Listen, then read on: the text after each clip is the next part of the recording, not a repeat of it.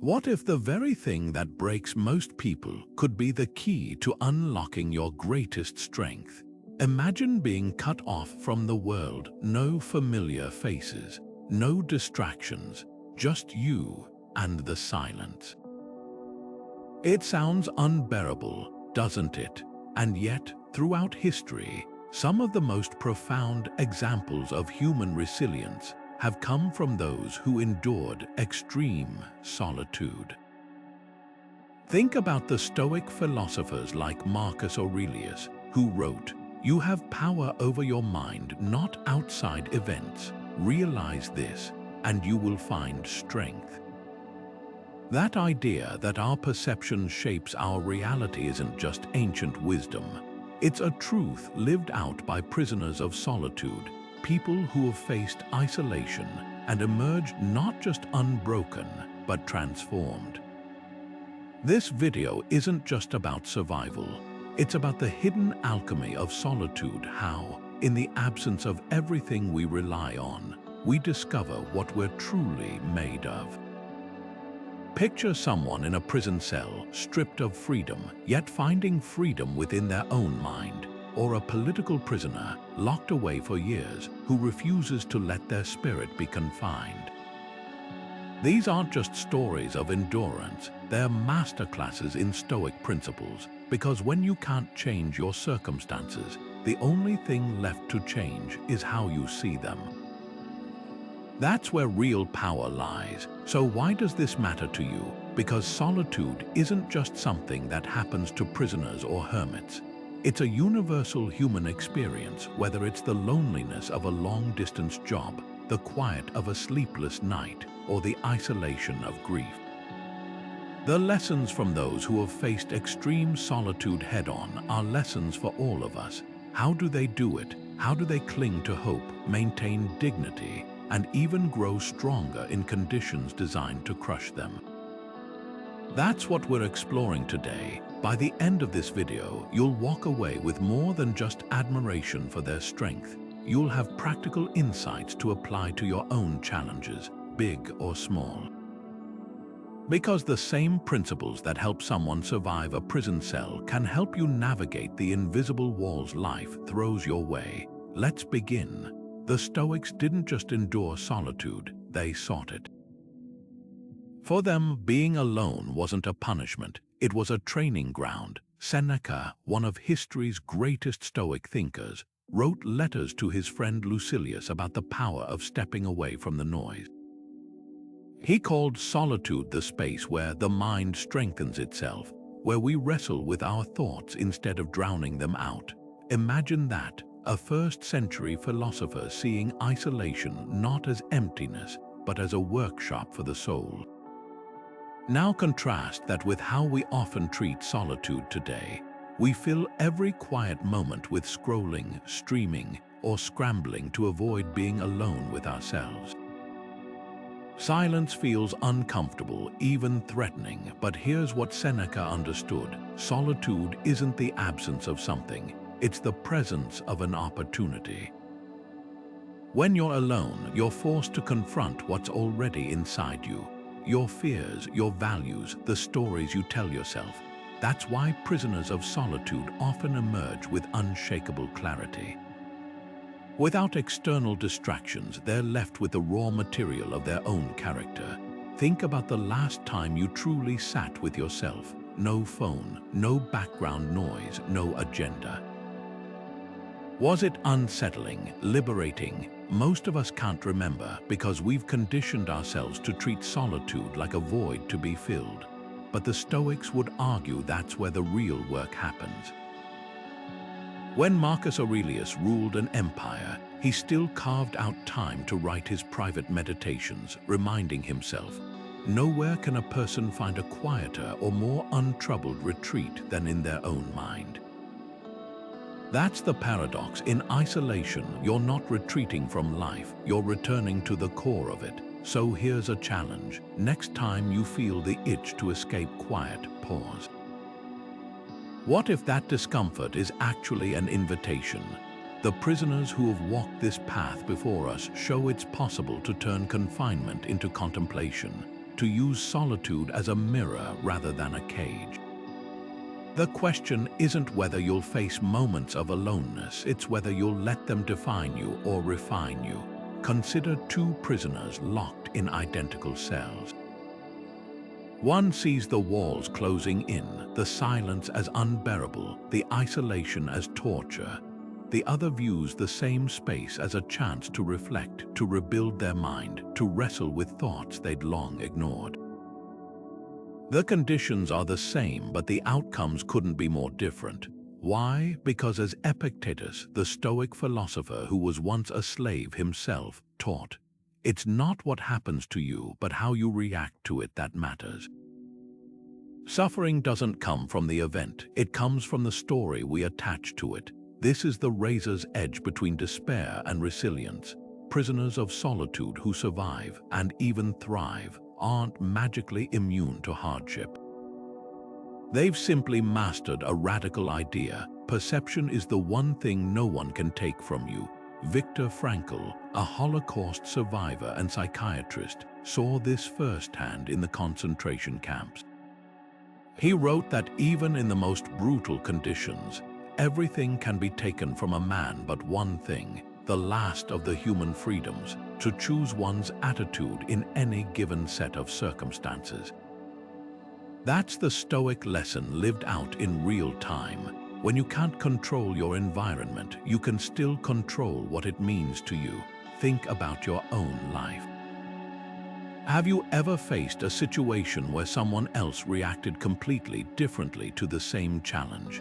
Maybe a job loss that crushed one person but motivated another, or a breakup that left one friend bitter while another grew wiser.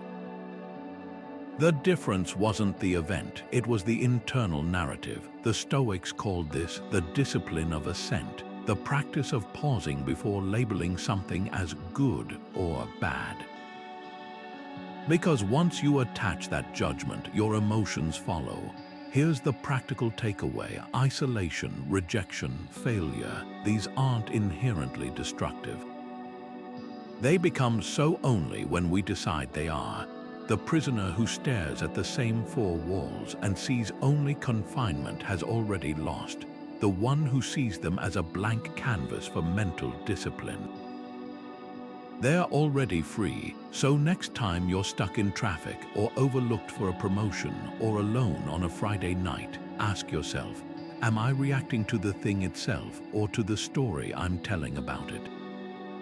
That shift doesn't just change your mood, it changes your life.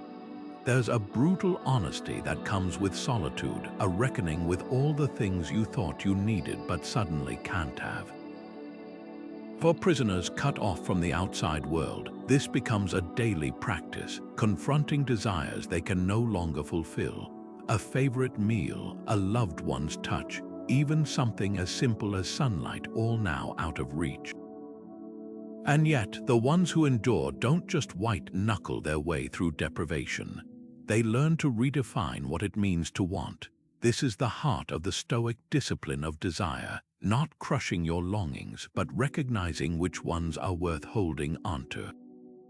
Epictetus, who knew the sting of powerlessness firsthand as a former slave, put it bluntly: freedom isn't secured by filling up on your desires, but by stripping them away. Think about that for a moment. It's not about getting everything you crave, it's about questioning why you crave it in the first place. Prisoners who cling to the life they lost often unravel. But those who ask, what can I build with what's left? They're the ones who find a strange kind of liberty. Now bring this into your own life, that cancelled vacation you'd been counting on. The promotion that went to someone else, the relationship that didn't work out. These aren't prison walls, but they can feel like barriers when we fixate on what's beyond our control. The Stoic approach separates the preference from the necessity.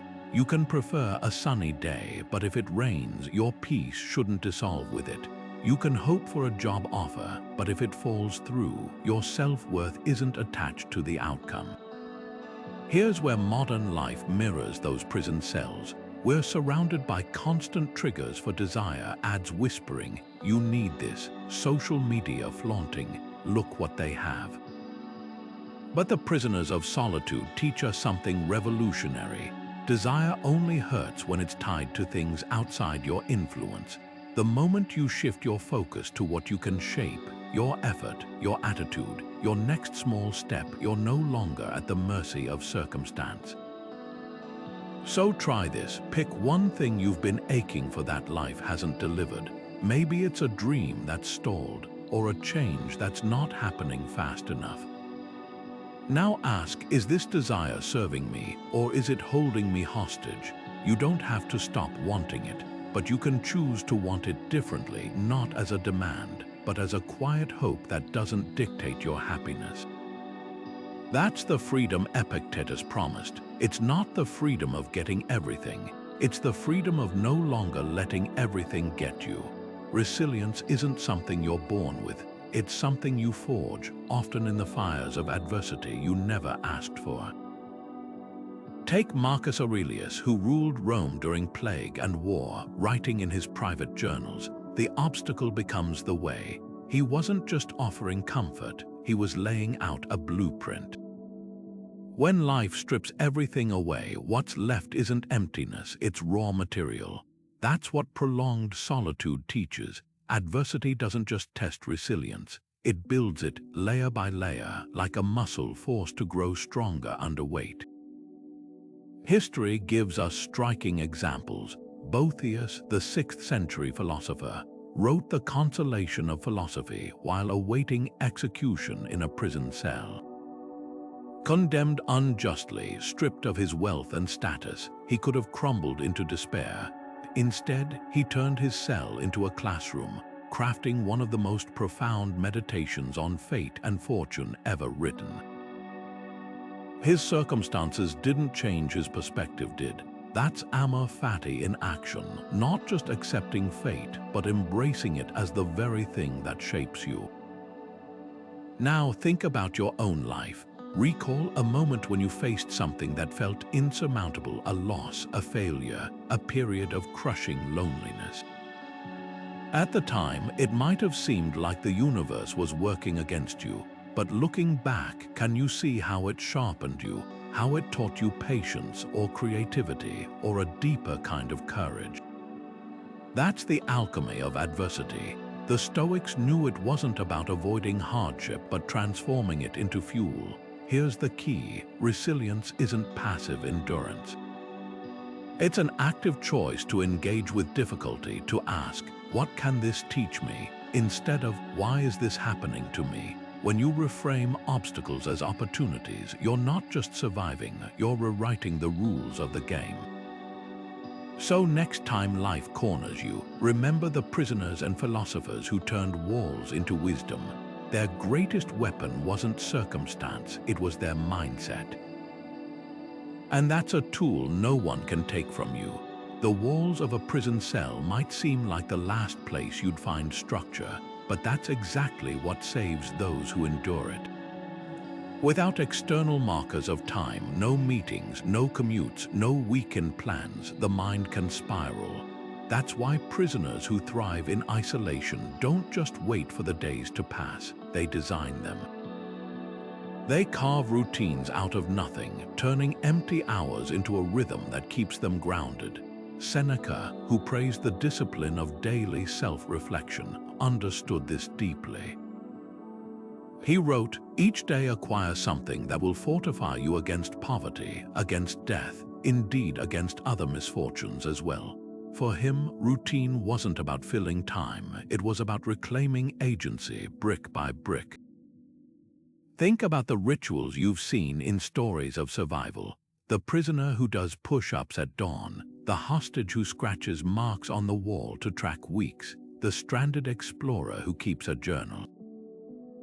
These aren't just coping mechanisms, they're acts of defiance, proof that even when the world strips you of control, you can still choose how you meet each moment. The Stoics called this the discipline of action, not grand gestures, but small, deliberate habits that shape character. When you can't change your environment, you change your relationship to it, one repeated action at a time. Now consider your own life. How often do you let the chaos of the outside world dictate your inner state? The ping of notifications, the urgency of others' demands, the endless to-do list that leaves no space for intention. What if you borrowed a page from those who have mastered solitude? Start with something as simple as 5 minutes of morning reflection. Before you reach for your phone, ask yourself, what's one thing within my control today? It could be your patience in traffic, your focus during work, or your willingness to listen to a friend. That tiny pause, that moment of choosing, is your cell wall, your mark on the timeline. The power of routine isn't in rigid schedules or productivity hacks. It's in the quiet reminder that no matter how turbulent life gets, you still own the space between your thoughts and your actions. A prisoner's push-ups aren't about fitness, they're about proving, I am here, I am awake. Your morning reflection isn't about solving problems, it's about declaring, this is where I begin. When everything else feels unstable, the simplest habit becomes an anchor, not because it changes the world, but because it changes you. So tonight, as you turn out the light, ask, what's one small ritual that could steady me tomorrow?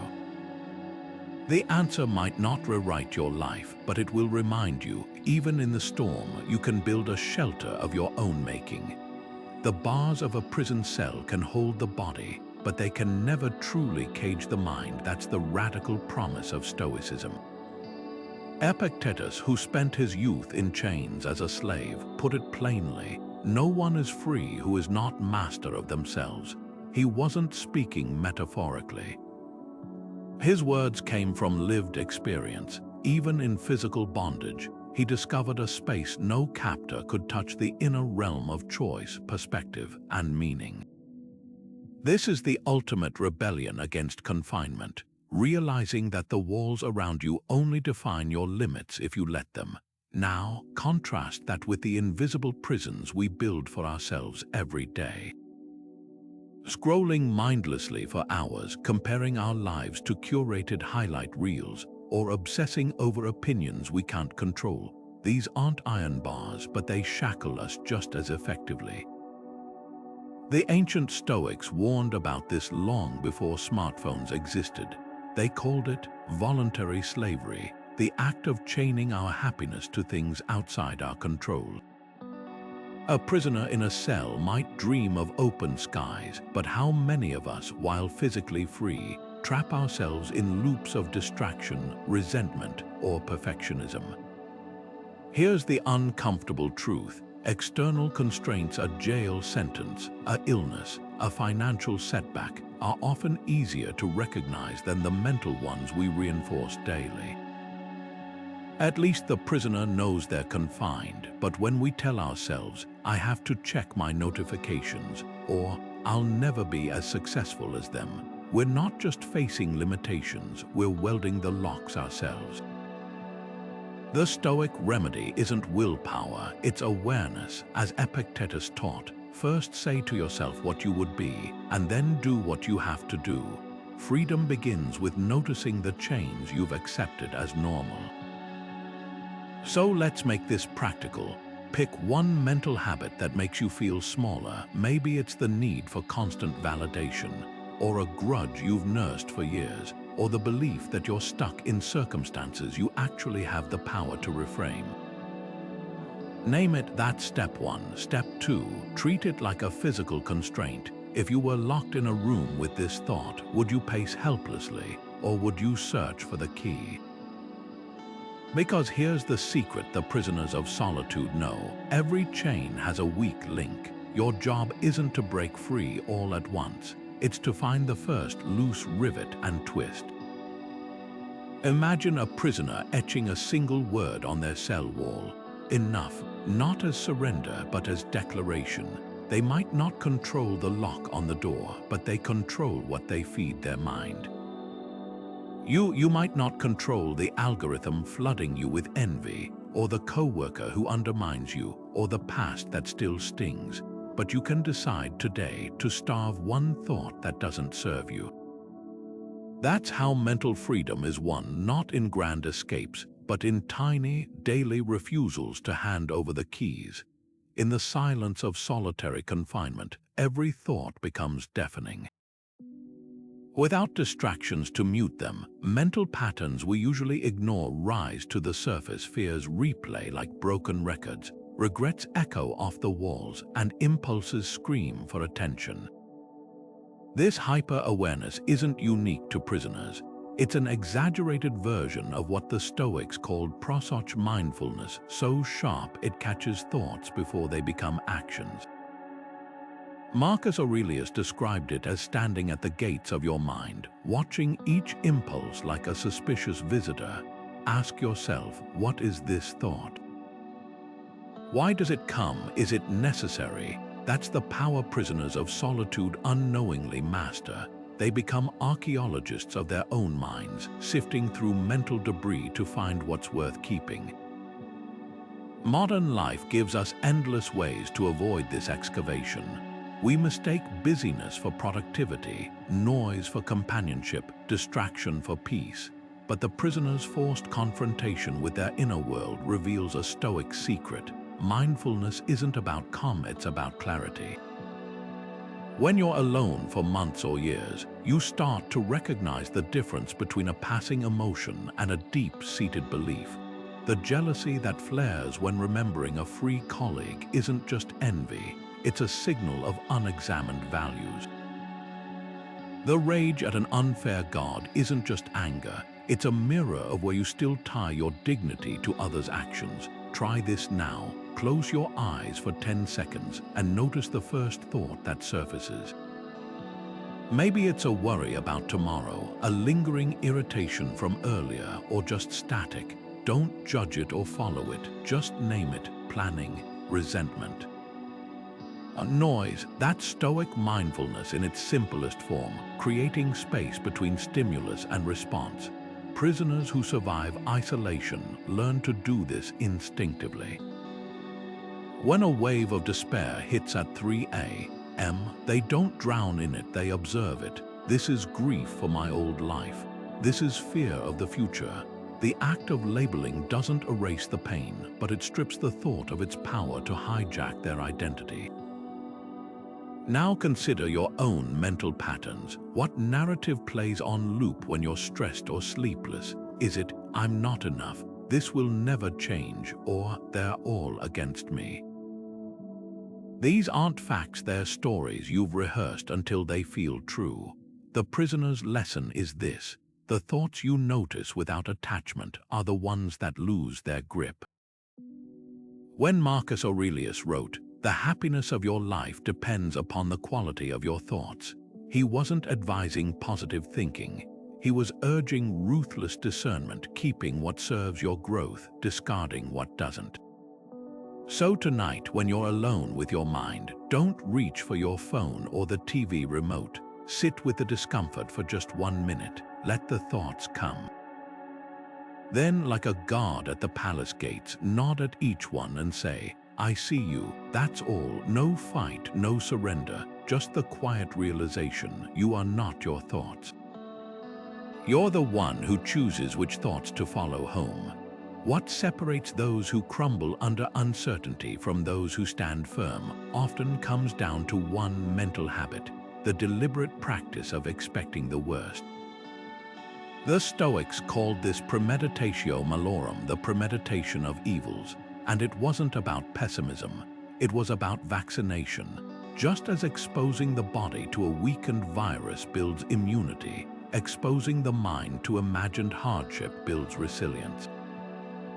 Seneca, who famously rehearsed his own poverty by living on bread and water for days, wrote, "He robs present ills of their power who has perceived their coming beforehand."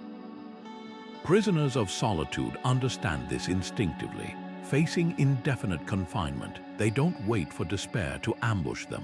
They rehearse it on their own terms, stripping fear of its element of surprise. Consider the political prisoner who visualizes years behind bars before the sentence is even passed, or the hostage who mentally prepares for torture rather than pleading for it to never come. These aren't acts of surrender, they're acts of reclaiming power. When you've already walked through the worst-case scenario in your mind, the actual event loses its teeth. This is why Stoics like Epictetus advised students to whisper, "Fortune, I've already accounted for you." When hardship struck, the blow lands softer when you see it coming. Now bring this into your own life. That gnawing fear about losing your job, what if you stopped avoiding it and walked straight toward it? Picture it in vivid detail: the termination meeting, the empty inbox, the tightened budget. But don't stop at the disaster. Follow the thread further: the skills you'd sharpen, the conversations you'd finally have time for, the side hustle you've postponed for years. That's the full Stoic practice, not just imagining the loss, but visualizing your response. Prisoners don't just think, "What if I'm here forever?" They ask, "If this is my reality, how will I fill these days with meaning?" Here's the paradox: by regularly visiting the places we fear most, we drain them of their horror. Seneca described it as seeing through the fog of fortune. The job market crashes, you've already mentally lived through lean months. The relationship ends, you've rehearsed rebuilding your social circle. This isn't morbid, it's strategic. Just as firefighters train in simulated infernos, we can train our minds in simulated adversity. So try it today. Pick one current anxiety. Maybe it's a health scare, a financial pinch, or a looming confrontation. Close your eyes and walk through it step by step, not as a victim but as a problem solver. What's the first thing you'd do? Who would you call? What hidden strength might emerge? The goal isn't to manifest disaster, it's to disarm it, because when you've already survived the worst in your mind, the real challenge becomes just another day in the arena. A prisoner sits in a dimly lit cell, counting the hours with nothing but a rusted spoon and the walls as companions. To the outside world, it seems like a life stripped bare, until you notice the intricate drawings etched into the concrete.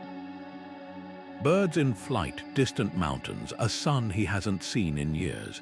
This isn't just survival, it's an act of defiance. Viktor Frankl, who survived the Holocaust by finding meaning in unimaginable suffering, wrote that, "When we are no longer able to change a situation, we are challenged to change ourselves."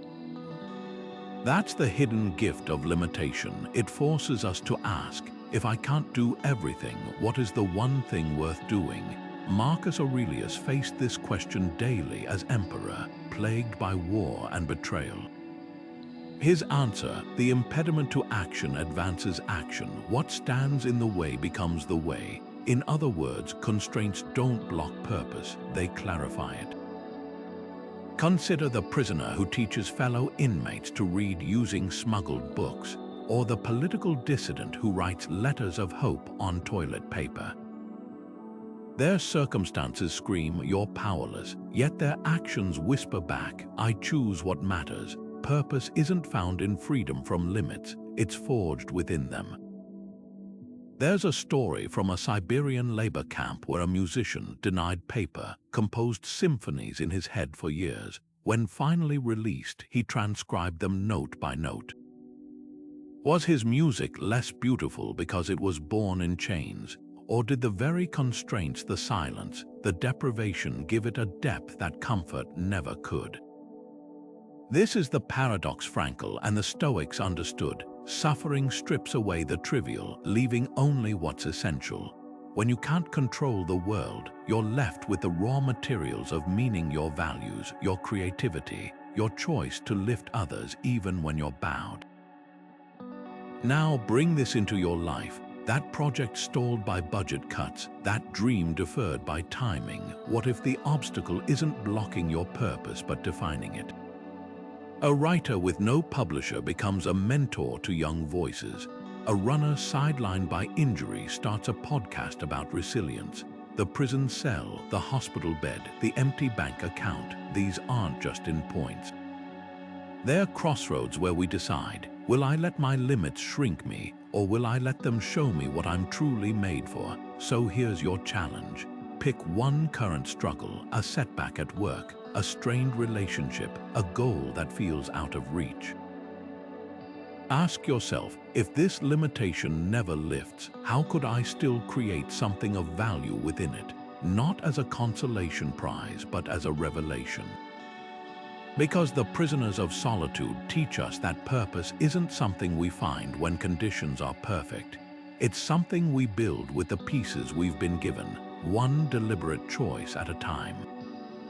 Imagine spending years in isolation where no one comments on your appearance, no likes measure your worth, and no applause echoes your achievements. At first, it feels like suffocation, until you realize something startling. The opinions you thought were oxygen were actually chains. This is the brutal gift solitude gives, the dismantling of what Epictetus called the slavery of external validation. The Stoic philosopher, born a slave himself, warned that tying your self-worth to others' approval is like building your house on quicksand. If anyone tells you that a certain person speaks ill of you, don't make excuses about what's said, but answer, he must not know my other faults, or he would have mentioned those too. That sarcastic wit hides a profound truth. When you stop fearing blame, you automatically stop craving praise. Now contrast that with today's dopamine-driven world, where every post is a silent plea. Notice me, validate me, tell me I matter. We've outsourced our self-esteem to algorithms, letting strangers' thumbs up dictate our moods. But here's what prisoners of solitude discover. When the audience disappears, you're left with an uncomfortable question: who are you when no one is watching? Not the curated version for LinkedIn, not the witty persona for parties, but the raw, unfiltered self that exists without witnesses. That's when true character emerges. Nelson Mandela, during his 27 years in prison, wrote that solitude taught him the humility of being rather than seeming. Without cameras or crowds, he couldn't perform nobility. He had to live it, even when it earned him no credit. Think about your own life. How often do you check notifications hoping for that hit of approval? How many decisions, from what you wear to how you speak, are subtly shaped by invisible judges? The Stoic solution isn't to reject all feedback, but to filter it through one question: does this help me grow or just make me dependent? A prisoner writing in a diary isn't ignored because no one reads it. They're free because no one does. There's power in creating something meant solely for your own eyes, whether it's a poem, a sketch, or just an honest journal entry. It's rebellion against the tyranny of what will people think. So here's a challenge. For one day, do something meaningful but share it with no one. Take a photo and don't post it. Cook an elaborate meal with no Instagram reveal. Write a paragraph just for yourself. Notice the itch to be seen and then don't scratch it. That discomfort is the sound of old chains breaking, because the ultimate freedom isn't being admired. It's no longer needing it. As Epictetus put it, if you wish to improve, be content to appear clueless or stupid. In other words, let them misunderstand you, let them overlook you. The opinion that matters most is the one you hold when you're alone with the mirror, and that's the one voice solitude teaches you to hear clearly. The prisoner marking days on a wall isn't just counting time. They're confronting a truth most of us spend our lives avoiding. Nothing lasts. Every scratched line is a whisper of memento mori, the ancient Stoic practice of remembering our mortality. Marcus Aurelius, who ruled an empire but slept on the floor to remind himself of life's fragility, wrote, "You could leave life right now. Let that determine what you do and say and think." For prisoners, this isn't philosophy, it's daily reality. When tomorrow isn't guaranteed, today becomes unbearably precious. They don't have the luxury of forgetting death. It sits with them at every meal, paces their cell at night. And paradoxically, this awareness doesn't crush them, it sharpens them. Now contrast that with how we handle impermanence. We fill our lives with buffers against the truth. endless scrolling, bottomless playlists, binge watching until our eyelids droop.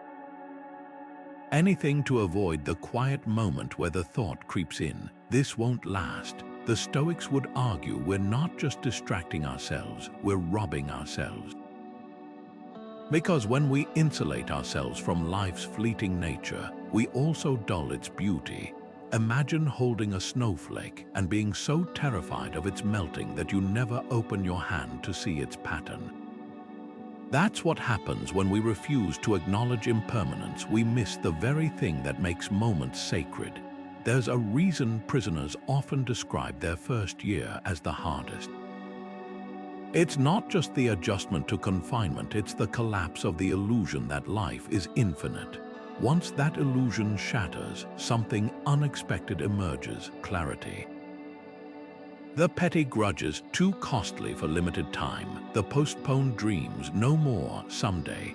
The Roman Stoics called this the view from above, imagining your life as if looking down from a mountain, seeing its brief span in perspective. What would you stop tolerating? What would you finally dare? Here's the challenge. Carve out 1 hour this week, no screens, no distractions, no agenda. Just you and the ticking clock. Notice how your mind rebels, how it claws for escape. That discomfort is the sound of your illusions cracking.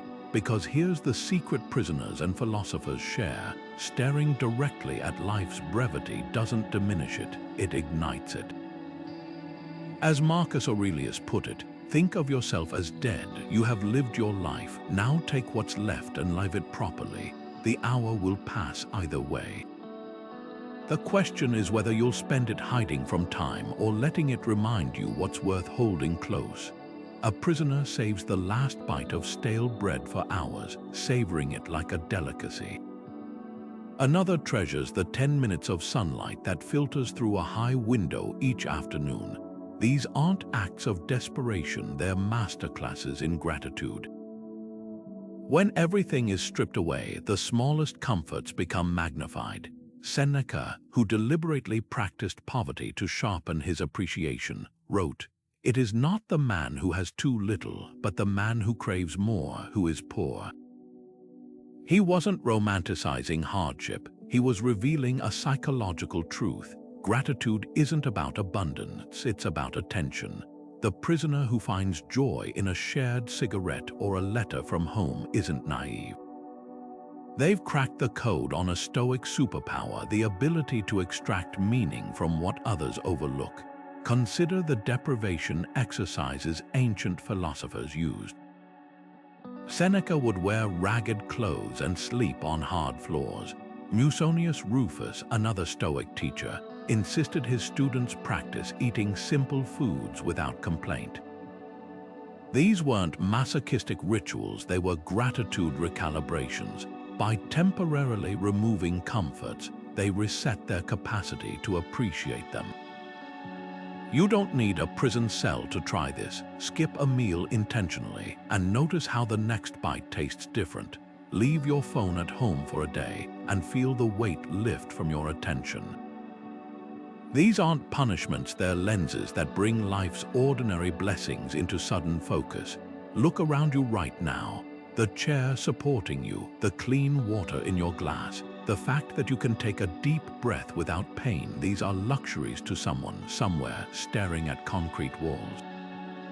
The Stoics called this negative visualization, imagining life without something to reignite appreciation for it. Marcus Aurelius began each day by listing things he might take for granted. When you arise in the morning, think of what a precious privilege it is to be alive, to breathe, to think, to enjoy, to love. Prisoners don't need this exercise, their reality forces it upon them, but you have to choose it. So here's the challenge. Pick one mundane thing you interact with daily: your morning coffee, your bed, the ability to walk outside. Now imagine it's gone, not forever, just long enough to feel its absence. How would your relationship to it change? That's the prisoner's wisdom. Gratitude isn't passive. It's a muscle that atrophies without resistance. The less you have, the more you see, but you don't need less to start seeing. You just need to pause long enough to notice what's already there. There's a razor-thin line between giving up and growing stronger, and prisoners of solitude walk it every day. On one side lies resignation, shoulders slumped, spirit broken, the quiet surrender to circumstances. On the other stands stoic acceptance, eyes wide open, posture firm, a conscious choice to meet reality without illusions. Epictetus, who knew bondage firsthand, drew this distinction with surgical precision. Make the best use of what is in your power and take the rest as it happens. Resignation whispers, "This is all there is." Acceptance answers, "This is where I begin."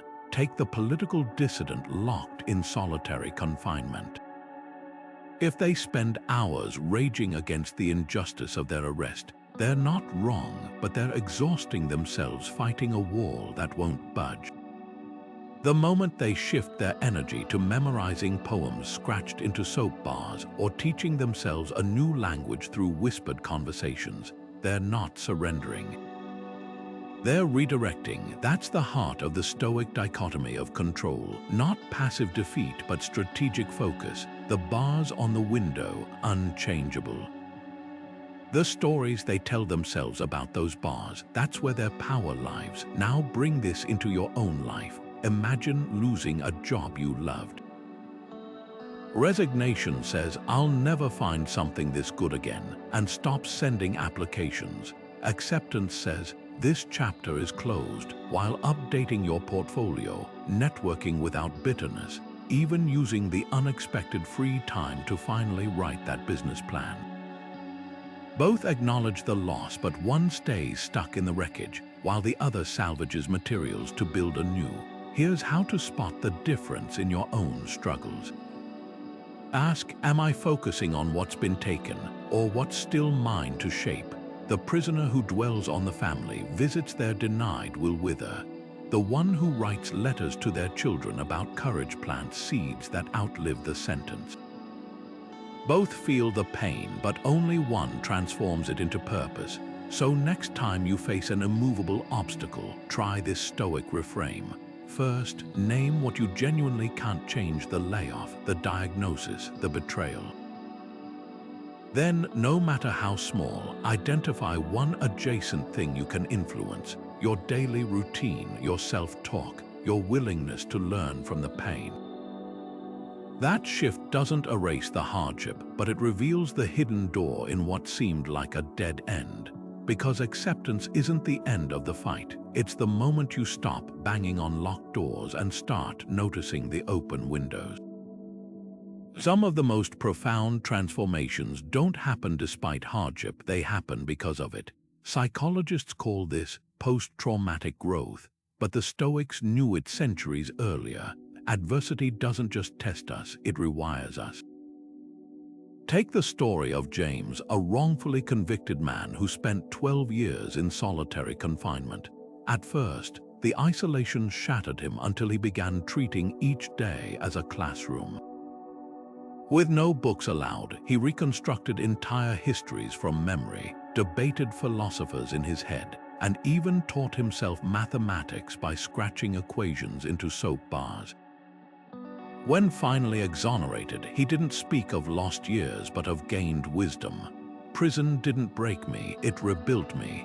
That's adversarial growth in action, not bouncing back to who you were, but forging ahead into who you're capable of becoming. Marcus Aurelius saw this principle clearly. The obstacle in the path becomes the path. What impedes action advances action. He wasn't offering empty consolation. As emperor, he faced betrayals, plagues, and wars, yet his journals reveal a man who treated each crisis as raw material for growth. A Stoic doesn't ask, "Why is this happening to me?"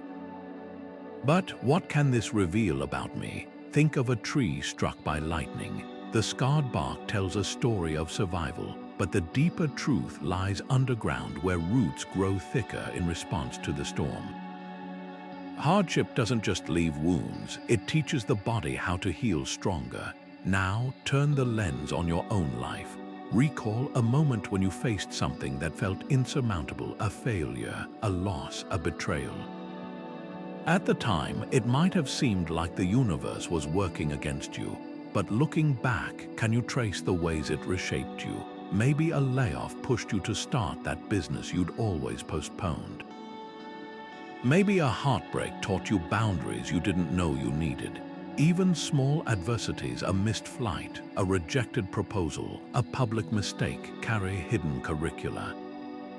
The Stoic question isn't whether life will knock you down. It's what you'll gather from the floor when you rise. Here's the crucial distinction. Growth isn't about denying pain. It's about refusing to let pain have the final word. Nelson Mandela didn't emerge from 27 years in prison untouched by suffering. He emerged with a clarity forged through it.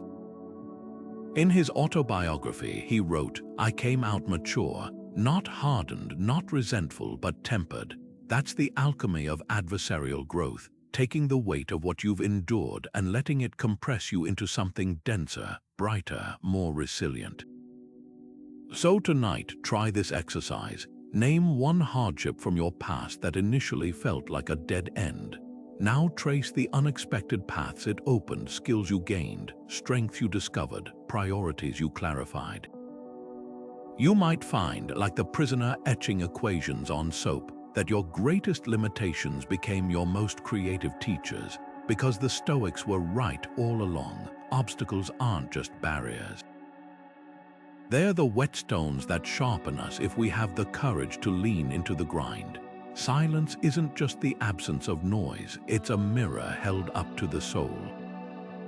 For prisoners in solitary confinement, forced silence becomes an unrelenting teacher, stripping away the distractions we use to avoid ourselves.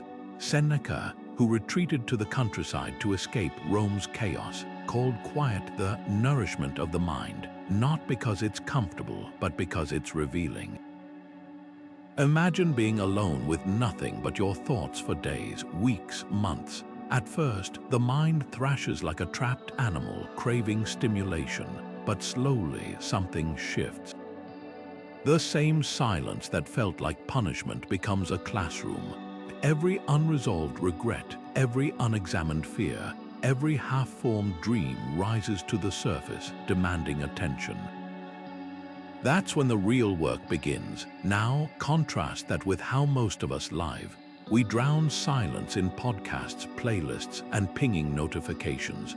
We treat quiet like an enemy to be vanquished, filling every commute, workout, and idle moment with noise. The average person spends less than 10 minutes a day in true silence, yet wonders why self-awareness feels elusive. The Stoics practiced something radical, listening to silence. Not as passive emptiness, but as active space where the mind could untangle its own knots. Epictetus taught his students to regularly ask, "What are my thoughts when no one is watching?" Because in silence, you can't hide behind performances or platitudes. You meet yourself raw, unfiltered, and often surprising. There's a reason monasteries, prisons, and ancient philosophy schools all share one feature: enforced quiet.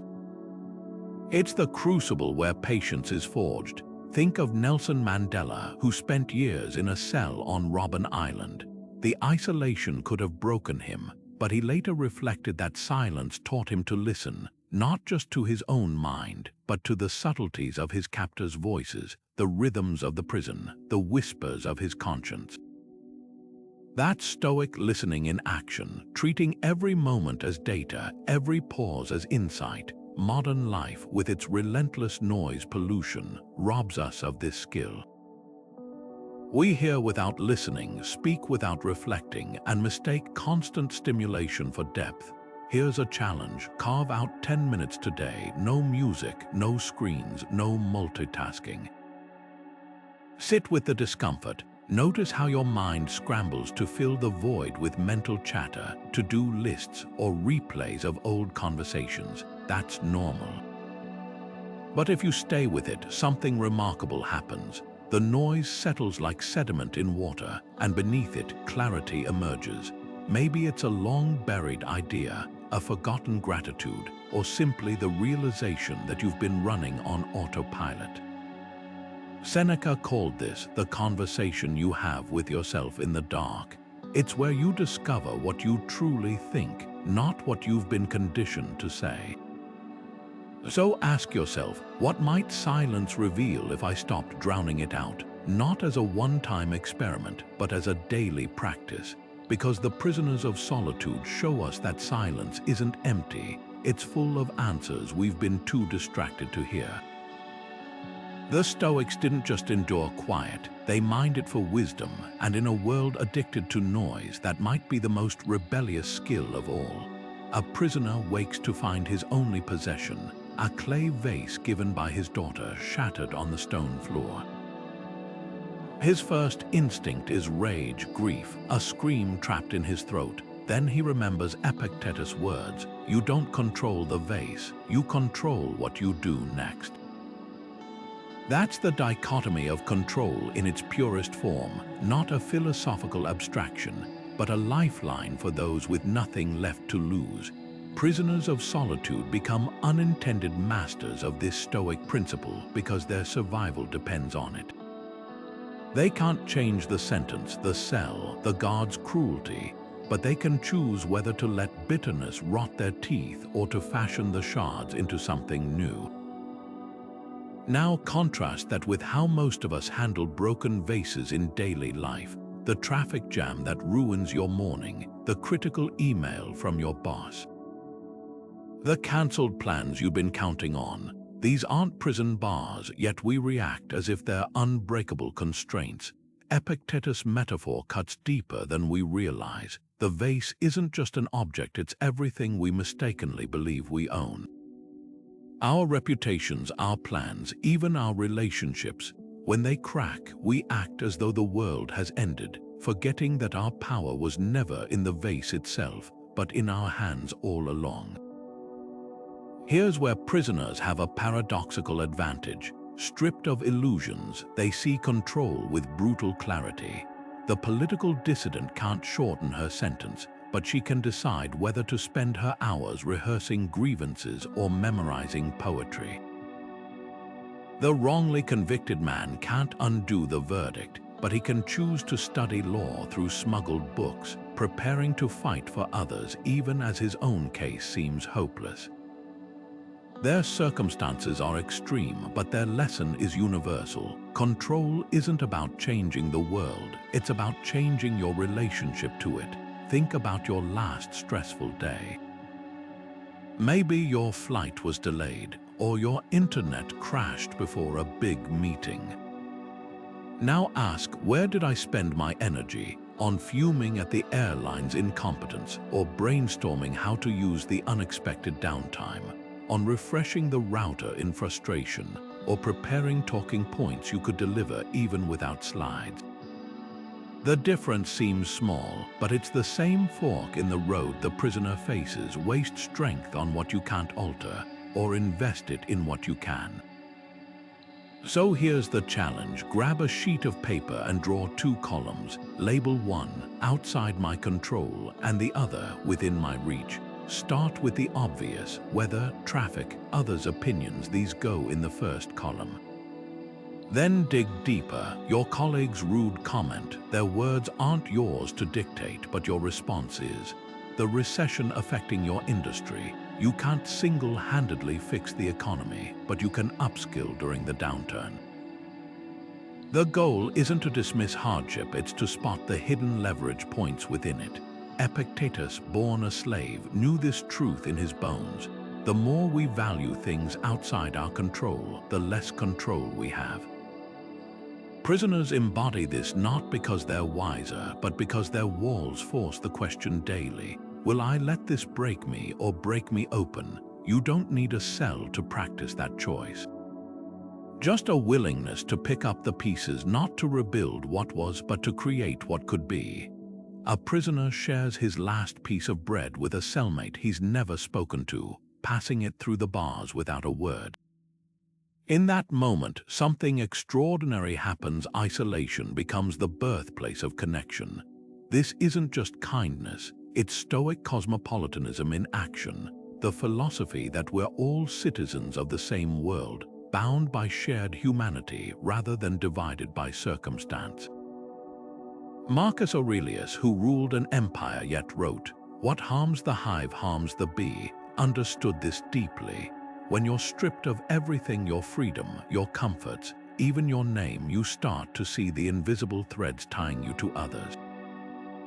The prisoner who shares his meager rations isn't just feeding another body, he's affirming, "Your survival matters as much as mine." Now contrast that with the world outside prison walls, where we're surrounded by people yet often feel more disconnected than ever. Political divides, social media bubbles, the quiet loneliness of crowded cities, we've built systems that amplify differences rather than common ground. The Stoics would argue this isn't progress, it's a failure of imagination. When Epictetus taught, "Every person is your sibling, sharing the same God and the same clay," he wasn't being poetic. He was issuing a challenge to recognize that the stranger's pain is your pain, even when it's inconvenient. Here's the paradox prisoners uncover: solitude doesn't shrink empathy, it expands it. Without the noise of daily life, you start to notice universal rhythms, the cough echoing down the cell block, the rustle of someone turning pages in the dark, the collective sigh when rain finally cools the air.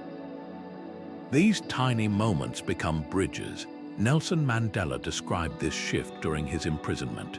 "It was in those long, lonely years that my hunger for the freedom of my people became a hunger for the freedom of all people." Isolation didn't harden him. It dissolved the illusion that any of us are truly separate.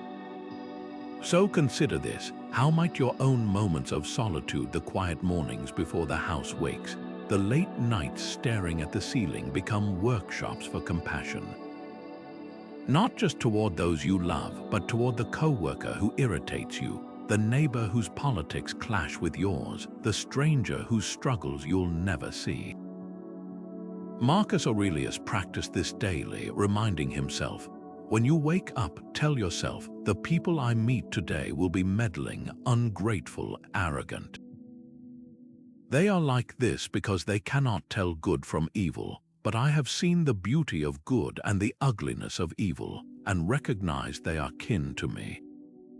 That's the Stoic secret. Compassion isn't about feeling sorry for others. It's about recognizing yourself in them, even when, especially when, it's difficult. The next time you catch yourself judging someone harshly, pause. Imagine them not as a villain in your story, but as the protagonist of their own, one who's likely facing battles you can't see. That shift doesn't excuse harm, but it defangs hatred, because the prisoners of solitude teach us this. When you're left alone with nothing but your thoughts long enough, you realize no one chooses their wounds. And that realization that we're all doing our best with the tools we've been given is where true compassion begins. A prisoner sits in the dim light of his cell, tracing letters onto scraps of paper with a smuggled pencil. The guards have confiscated books, banned conversations, and stripped away every visible form of education, but they can't confiscate his mind. Night after night, he teaches fellow inmates to read, whispering lessons through the bars. This isn't just defiance, it's the purest expression of Stoic virtue in action. Epictetus, the philosopher who knew slavery firsthand, wrote, "First say to yourself what you would be, and then do what you have to do." This prisoner has chosen his role, not a victim of circumstance, but a teacher. His actions aren't reactions to his environment, they're declarations of who he is. The discipline of action isn't about grand gestures. It's the daily choice to align what you do with what you value, even especially when it costs you. Consider the political dissident who refuses to sign a false confession, knowing it will extend her sentence, or the inmate who shares his meager meal with a sick cellmate, though it means going hungry himself. These aren't just acts of courage, they're living proof of Seneca's insight. A gem cannot be polished without friction, nor a man perfected without trials. Virtue isn't theoretical for prisoners, it's the only currency that can't be confiscated.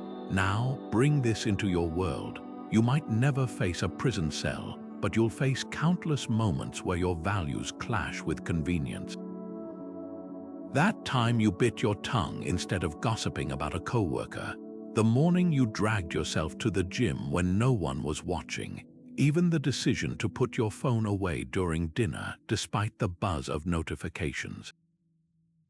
These are your discipline of action, moments, small, uncelebrated choices that etch your character deeper than any crisis ever could. Epictetus offered a litmus test for virtuous action. If you want to improve, be content to be thought foolish and stupid. In other words, integrity doesn't need an audience.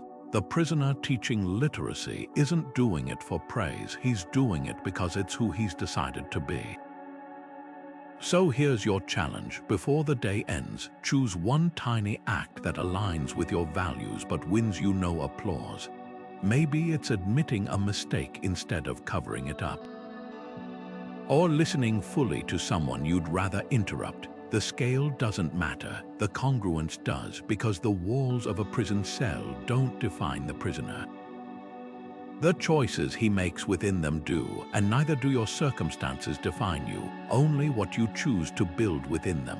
A prisoner scribbles on his cell wall, solitary confinement finally, some peace and quiet.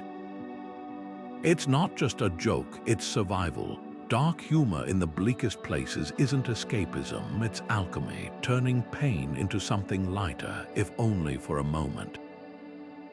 Seneca, who faced exile and chronic illness, called laughter a weapon for those who have nothing left, not to trivialize suffering, but to disarm it. When a guard mocks your hunger and you deadpan, guess I'm on the involuntary fasting plan. You're not denying the ache in your stomach. You're refusing to let it dictate your spirit. That's Stoic humor in action, acknowledging the absurdity of hardship while quietly asserting, "You don't own my joy." Now picture your own version of that cell.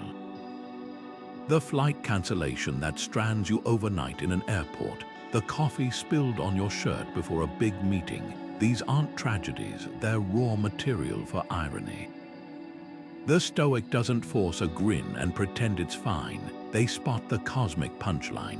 Of course, the Wi-Fi dies during your crucial virtual presentation. Naturally, it rains on the one day you forget your umbrella. Laughing at these moments isn't denial, it's defiance. Epictetus, born a slave, knew this when he quipped, "If someone tried to take control of your body, you'd fight back."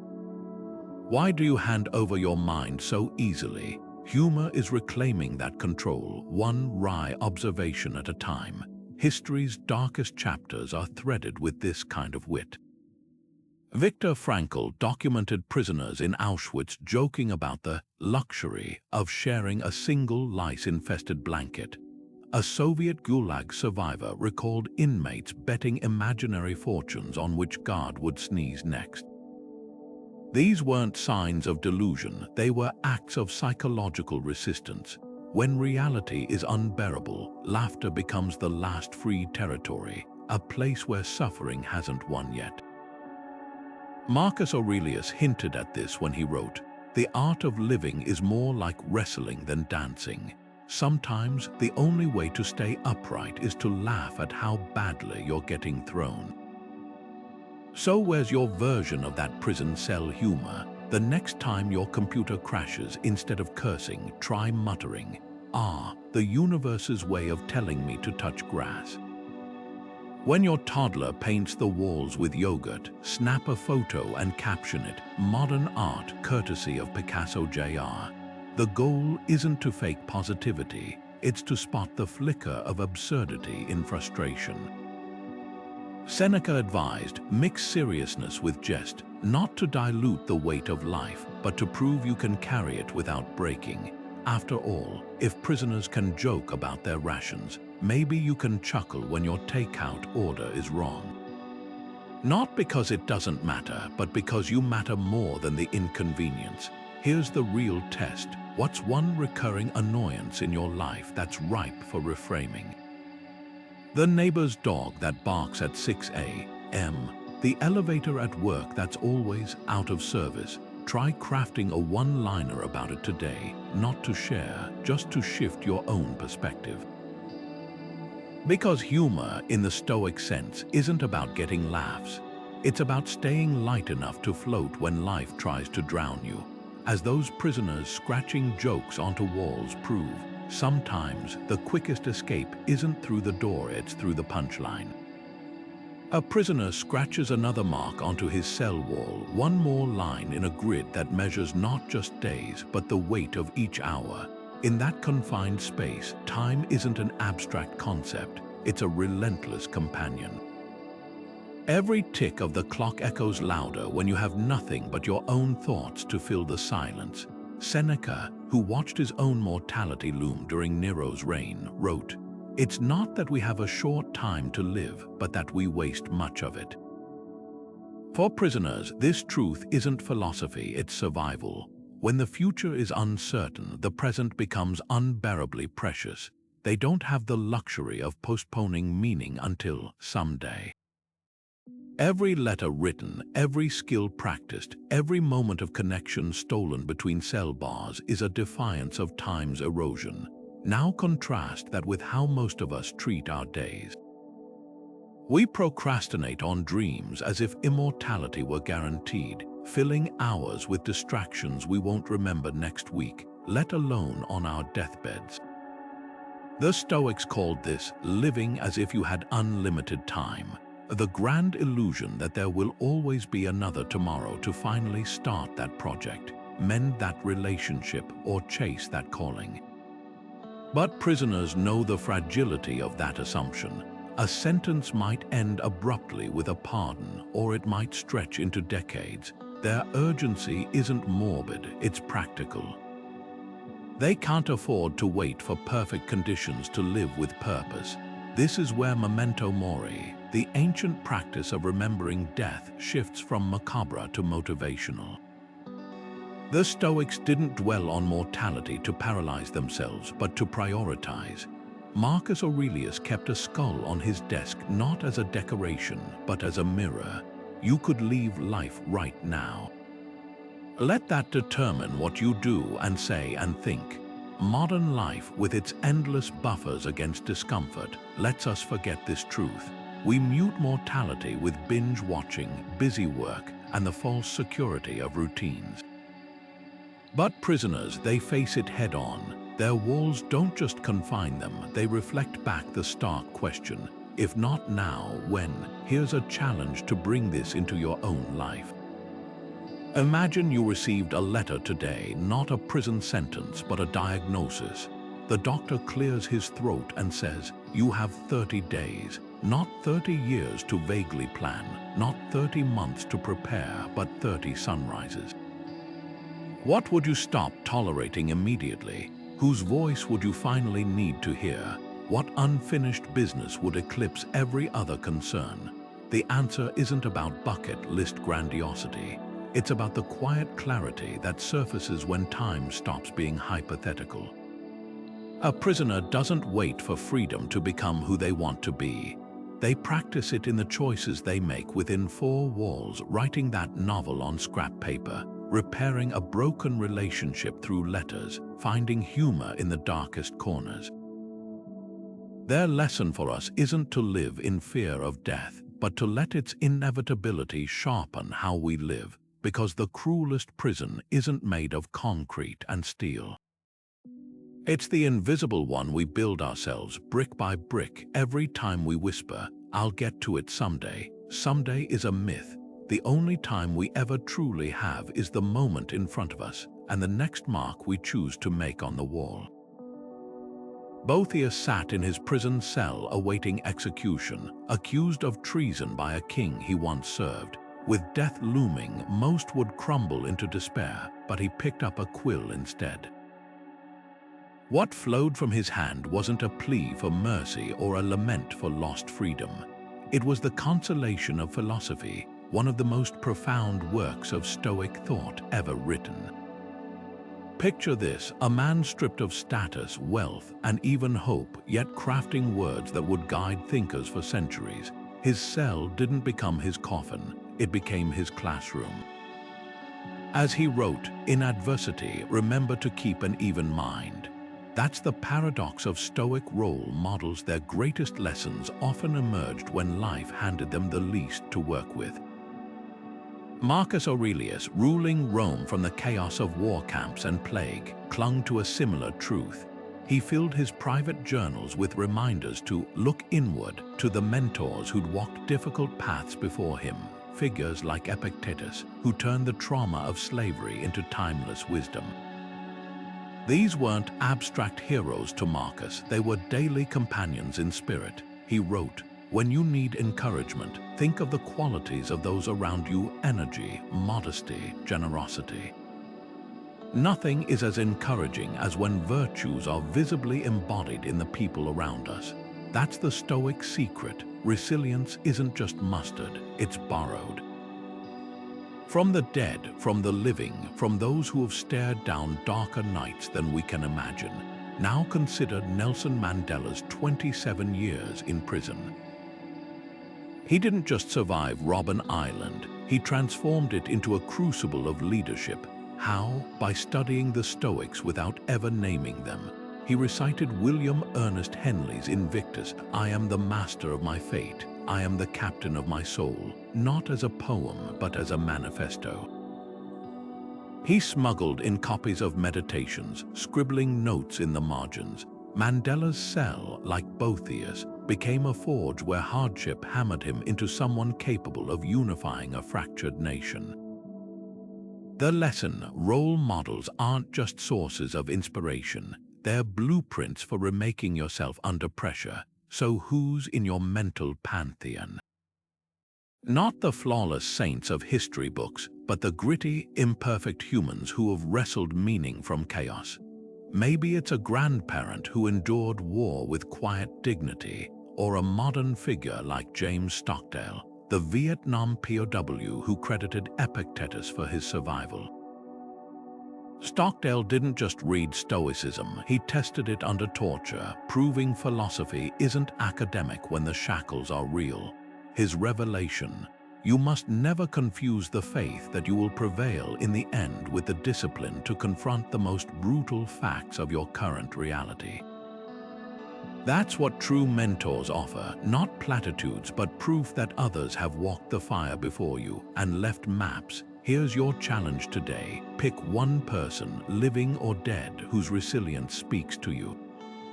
Not because they're perfect, but because they're proven. Study their darkest hours, not just their triumphs. How did they frame setbacks? What habits sustained them? Then borrow their lenses. When frustration boils over, ask, how would Mandela handle this? When fear whispers, channel Stockdale's clarity. Role models aren't crutches, they're mirrors showing us versions of ourselves we've yet to become. And sometimes the best place to find them isn't in the spotlight, but in the shadows of history's prison cells, where ordinary people wrote extraordinary chapters with nothing but their minds and their choices. A prisoner wakes to the same four walls, the same meager rations, the same unchanging routine. No menu to ponder, no outfits to select, no barrage of notifications demanding responses. At first glance, this seems like deprivation until you notice the unexpected clarity that emerges from such constraints. Meanwhile, outside those walls, we drown in a sea of endless options. Which of the 40 breakfast cereals to choose? Which of the 500 streaming shows to watch? The modern world offers more freedom than any generation in history, and yet studies show we're more paralyzed, more dissatisfied than ever. This is the paradox Epictetus pinpointed 2,000 years ago. Freedom is not achieved by satisfying desire, but by eliminating it. The prisoner's limited menu doesn't starve him, it liberates him from the exhaustion of choice. Consider the mental toll of modern decision fatigue. Before breakfast, you've already weighed a dozen trivial options: snooze or wake, jeans or chinos, oatmeal or eggs, this podcast or that playlist. Each micro-choice chips away at the willpower needed for meaningful decisions later. Psychologists call this decision depletion, and prisoners are oddly immune to it. With no say in when lights turn on or what's for dinner, their cognitive resources aren't drained by the mundane. Their constraints force a Stoic truth: not all choices are created equal. Some, like what to prioritize in relationships or how to respond to injustice, matter deeply. Others, like debating between almond milk and oat milk, are illusions of control. History's most focused minds have gravitated toward this simplicity. Steve Jobs wore the same black turtleneck daily, not as a fashion statement, but as a cognitive shortcut. Einstein owned 7 identical suits to avoid wasting mental energy on wardrobe decisions. They weren't eccentric, they were practicing Epictetus wisdom on a practical level. Wealth consists not in having great possessions, but in having few wants. Every eliminated trivial choice is reclaimed bandwidth for what truly matters. The prisoner doesn't choose his meals, but he chooses how to savor them. He doesn't control his lockup time, but he controls what fills his thoughts. That's the hidden trade-off. When you stop agonizing over inconsequentials, you gain space to master the essentials. Try this experiment today. Identify one category where choice overwhelms you.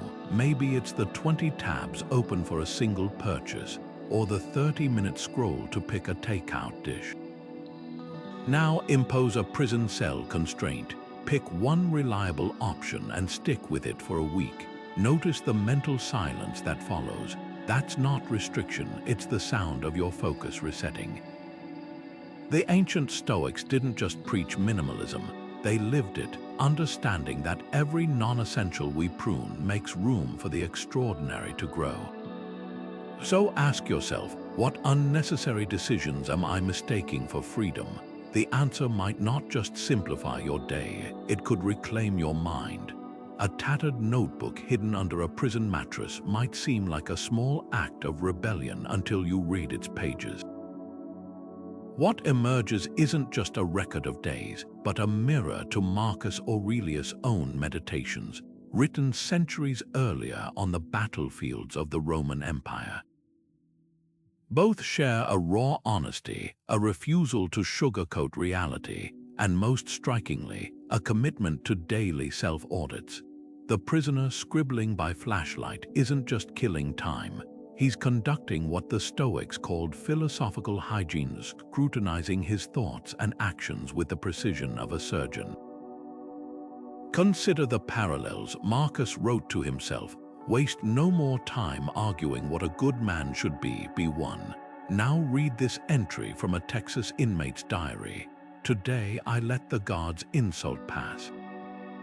Not because I'm weak, because my anger won't rebuild my life." Same principle, different cages. Both men use writing as a whetstone, sharpening their virtues against the grindstone of circumstance. The prisoner's journal isn't an escape from his cell, it's a tool to reshape how he inhabits it. This practice isn't limited to philosophers and convicts. Naval officer James Stockdale, shot down over Vietnam and held for 7 years as a POW, credited his survival to a mental exercise straight from Epictetus, nightly reviews where he'd ask, "Did I meet today with integrity? Where did I falter?" His prison was a Hanoi Hilton cell. Yours might be a stressful job or a strained relationship. The mechanism remains unchanged. Regular reflection turns experience into wisdom.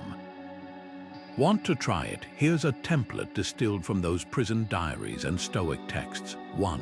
Morning prime, 2 minutes. What's one thing within my control today? Not the weather, not your boss's mood, just your response. 2. Evening audit, 3 minutes. Where did I align with my values? Where did I compromise? No self-flagellation, just facts. 3. Lesson extraction 1 minute. What will I do differently tomorrow? Not a vague resolution, a concrete tweak. Now the prompt.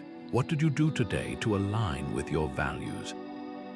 Notice the wording. It's not did you change the world, but did you hold true to yourself? A prisoner might write, shared my bread with the new guy. You might jot, listened fully instead of waiting to speak. Scale doesn't matter, congruence does. The magic lies in the cumulative effect. Over weeks, these entries reveal patterns invisible in the moment, how small compromises erode character, how micro wins build resilience. Marcus didn't write meditations for publication. He wrote to survive the weight of an empire. Your journal isn't for posterity either. It's for the quiet moments when you need reminding that freedom isn't about the space around you, but the integrity within you. So tonight, before sleep, ask that question. Then listen, like the prisoners and emperors before you, for the answer that doesn't come from the noise of the world, but from the silence you create. A prisoner wakes to the sound of a riot echoing through the cell block, screams, splintering wood, the metallic clang of bars being struck. In that moment, he understands what Seneca meant when he wrote, "Fortune gives nothing which she can truly call our own." The illusion of safety shatters as quickly as a glass hitting concrete. This isn't pessimism. It's the raw Stoic truth prisoners confront daily. They know guards can turn cruel, meals can be withheld, and the fragile routines holding sanity together can dissolve in an instant.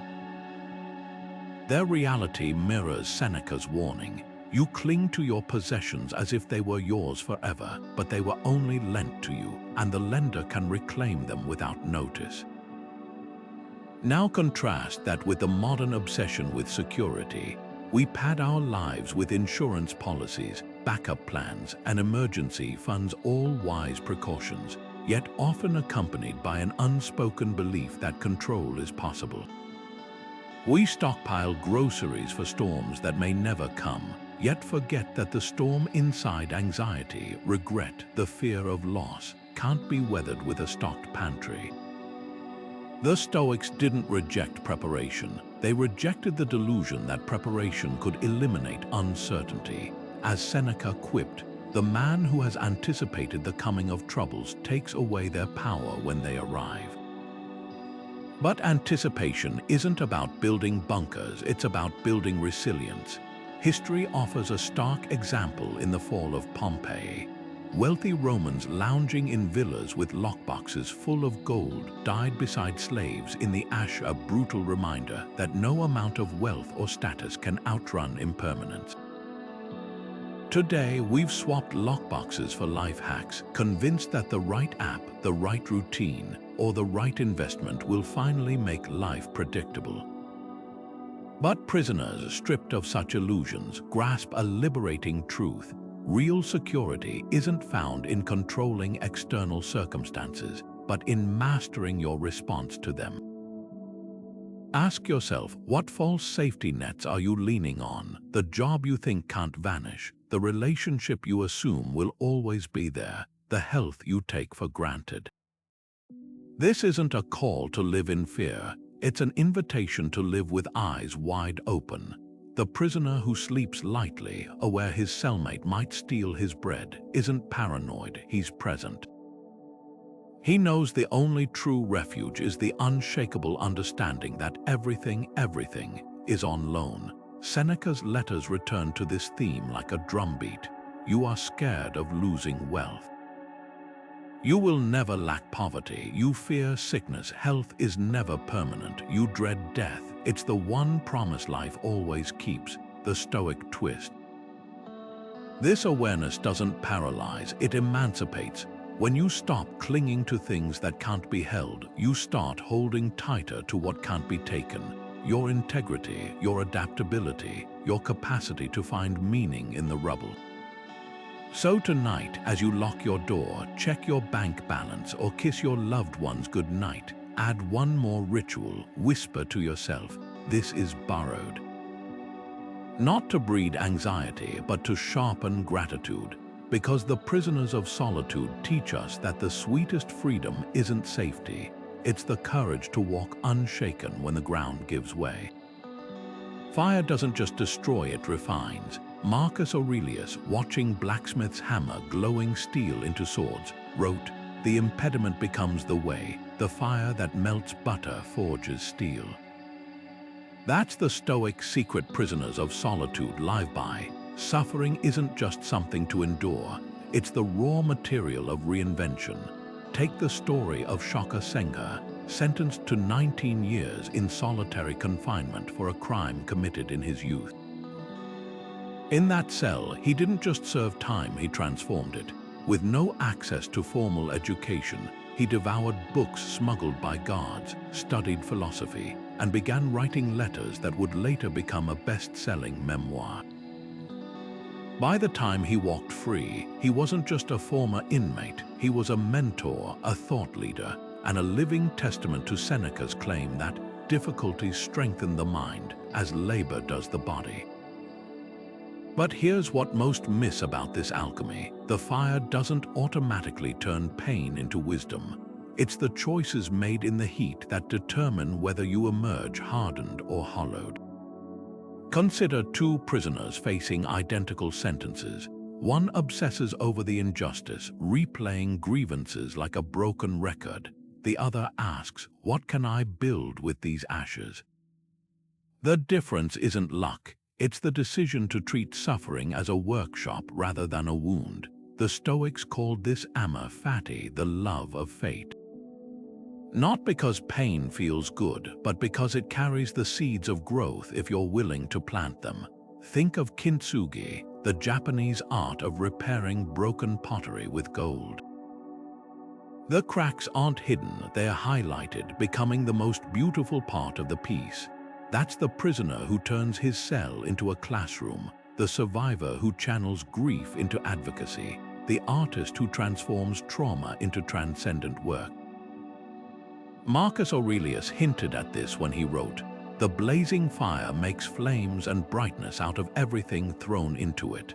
The question isn't whether life will throw you into the fire, it's whether you'll let it reduce you to cinders or rise as something tempered, something stronger. So here's your crucible moment. What pain are you carrying that could be raw material for wisdom? That rejection letter collecting dust, could it be the push to finally go independent? The illness that sidelined you, might it have taught you depths of patience you'd never have discovered otherwise? Even the daily irritations, the traffic jam, the missed promotion, the friendship that faded, these aren't just annoyances. They're the grit in the oyster, the friction that polishes. The prisoners of solitude show us that transformation doesn't require freedom, it requires focus. You don't need a clean slate to begin again. You just need to see the cracks as openings instead of endings. As the Stoics whispered and the incarcerated prove, the hottest fires forge the sharpest steel, not by chance but by choice. A rusted spoon scrapes against concrete as a prisoner in solitary taps out a rhythm, 3 quick, 2 slow. Down the corridor, another spoon answers. No words are exchanged, yet a conversation unfolds. This is how Stoic community survives behind bars, not in grand gestures, but in the quiet language of shared resistance. Epictetus, who knew the sting of bondage as a former slave, wrote, "We are born for cooperation, like feet, like hands, like eyelids." In the darkest isolation, prisoners prove this truth daily, passing notes through plumbing pipes, teaching cellmates to read with smuggled books, or simply bearing witness to each other's humanity with a nod through the meal slot. Their bonds aren't forged in freedom, but in the refusal to let walls dictate who they are to one another. Now contrast that with the modern paradox of connection. We're surrounded by thousands of friends, yet starved for true kinship. Social media offers the illusion of community while eroding the skills to sustain it, the patience to listen without interruption, the courage to sit with someone's pain instead of offering platitudes, the discipline to show up when there's no audience to applaud. The average person today has half as many close confidants as people did in the 1980s. We've traded depth for bandwidth, mistaking constant contact for real connection. The Stoics would call this voluntary loneliness, choosing the shallow lake over the deep well because it's easier to dip into. Consider the Vietnamese prisoners of war held in the Hanoi Hilton. Tortured and isolated, they developed a tap code system to communicate through cell walls. One series of knocks meant, "Are you okay?" Another signaled, "Stay strong." Their survival depended not just on individual resilience, but on their ability to sustain invisible threads of solidarity.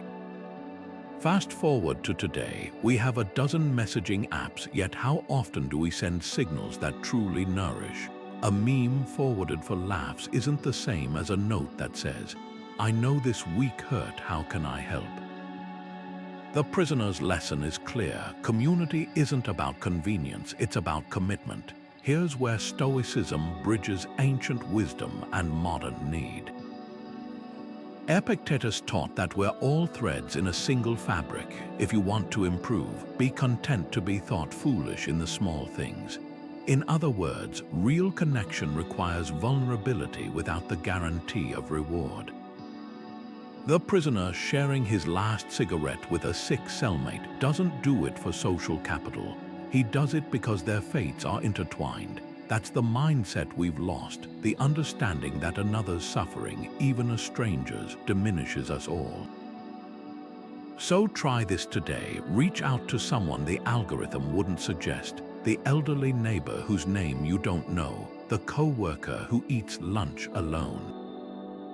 Not with grand offers, but with small, steady presence, a cup of tea, a question about their story, the simple act of listening without glancing at your phone. Because the unseen bonds that sustain prisoners in isolation aren't built in dramatic moments. They're built in the accumulation of tiny, uncelebrated choices, the tapped spoon in the dark, the shared scrap of paper, the quiet determination to remember. No one is truly alone unless we let them be. A prisoner sits perfectly still as guards shout insults through the bars, his breath steady despite the adrenaline coursing through his veins. This isn't suppression, it's apatheia, the Stoic art of meeting chaos with unshakable calm.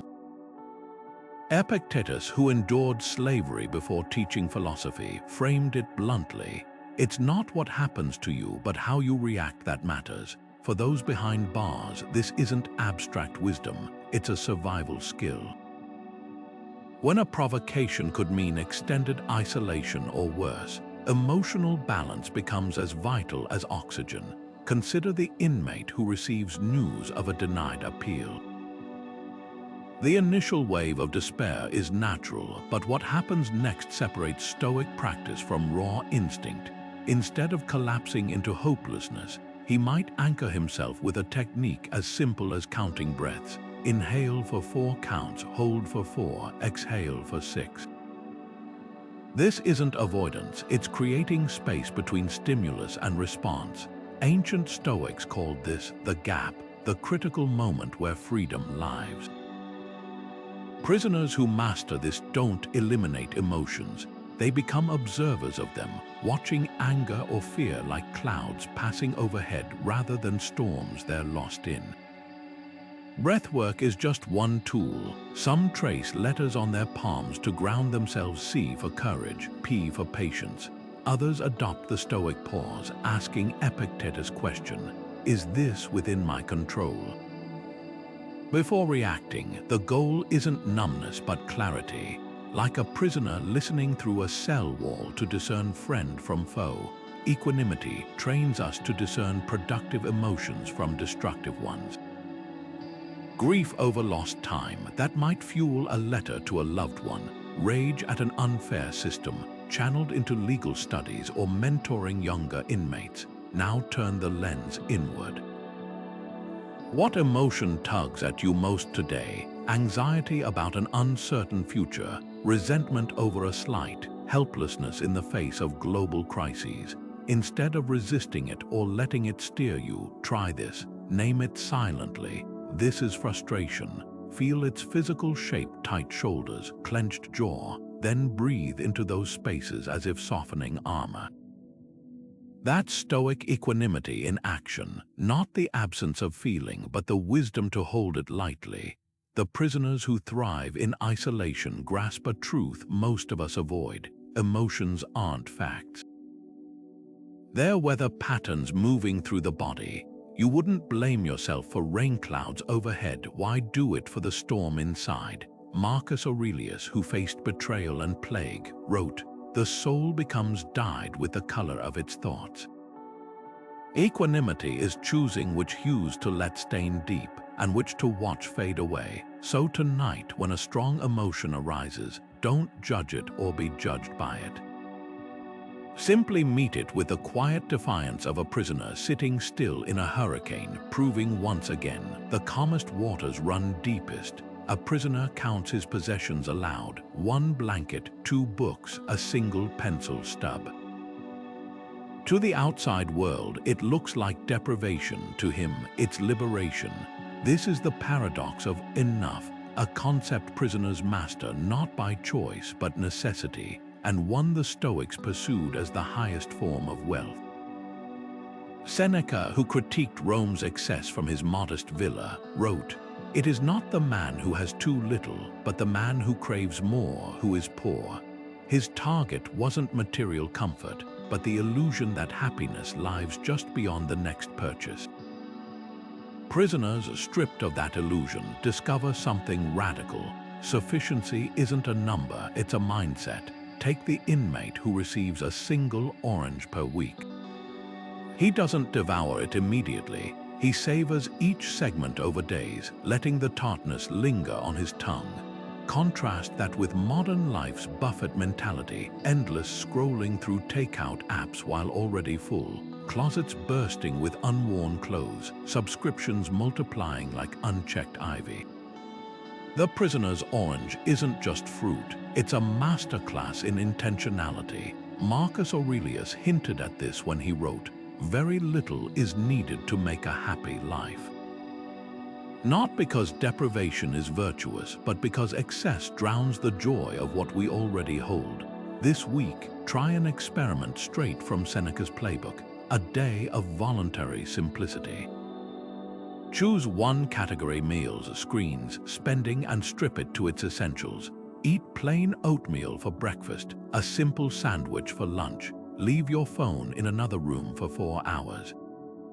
Wear the same outfit twice. Notice the resistance that arises: the itch to check notifications, the discomfort with too little. That's the sound of addiction to surplus breaking the surface. The goal isn't to mimic poverty, but to rediscover the space between need and want where contentment thrives. Stoic moderation isn't about sacrifice, it's about sovereignty. Consider Diogenes, who lived in a barrel and told Alexander the Great to step aside because he was blocking the sun. His freedom wasn't in having nothing, but in needing nothing. Prisoners echo this when they trade cigarettes not for goods but for knowledge, a chess lesson, a smuggled poem. Their economy reveals a truth we've buried under piles of possessions. Real wealth is measured in autonomy over appetites. So ask yourself, what's one excess you could renounce not with resentment, but as an act of reclaiming agency? Maybe it's clearing the cache of unused apps that fragment your focus, or pausing the weekly retail therapy that leaves you emptier than before. The prisoner's lesson isn't that life should be bare, but that every unexamined surplus is a chain we mistake for comfort. As Seneca warned, he who is everywhere is nowhere. To find enough, sometimes you must first lose the weight of more. The walls of a prison cell, the silence of solitude, the weight of unchosen limits, these aren't just obstacles. They're the anvils upon which the strongest minds are forged. What these prisoners of solitude teach us isn't just about survival. It's a masterclass in the 3 pillars of Stoic resilience. First, perception control, the realization that no one can dictate how you interpret your circumstances. the inmate who stares at the same four walls and sees them as a canvas for mental discipline rather than confinement has already won. Second, resilience, the understanding that adversity doesn't weaken you, it reveals you. Like a sword tempered in fire, the challenges meant to break you often become the very things that sharpen you. And third, meaning-making, the alchemy of transforming limits into launchpads. The prisoner who writes novels on smuggled paper or teaches himself philosophy in the dark isn't just passing time. He's proving that purpose isn't found in freedom from constraints, but in the creativity we bring to them. Marcus Aurelius, who ruled an empire while battling chronic illness and betrayal, called this the inner citadel, the unshakable stronghold of the mind that no external force can breach. His words ring as true today as they did 2,000 years ago. You have power over your mind, not outside events. Realize this, and you will find strength. That's the core truth these prisoners embody. Inner strength isn't a birthright, it's a practice. It's the daily choice to ask, what can I control? When the world feels chaotic, to whisper, this too will serve me when hardship strikes, and to find fragments of beauty even in the bleakest landscapes. But wisdom untested is just theory. So here's your challenge. This week, pick one Stoic principle to live, not just ponder. Maybe it's pausing before reacting to a frustration, asking, is this within my control? Perhaps it's reframing a limitation as a creative challenge, like the prisoner turning breadcrumbs into chess pieces. Or maybe it's simply sitting with silence for 10 minutes, letting your mind strengthen itself without distraction. The goal isn't perfection, it's progression. Every small victory over impulse, every moment of clarity in chaos, is another brick in your own inner citadel. If these lessons resonate, if you've ever felt the pull to build unshakable resilience in an uncertain world, you're not alone. Thousands are rediscovering Stoic wisdom as the antidote to modern chaos. For more insights on turning obstacles into fuel, consider subscribing. Together, let's explore how ancient philosophy isn't just for textbooks, it's for lives lived courageously, here and now. Because the final lesson from those prisoners of solitude is this: freedom isn't the absence of bars, it's the presence of unbreakable will, and that's something no lock can ever contain.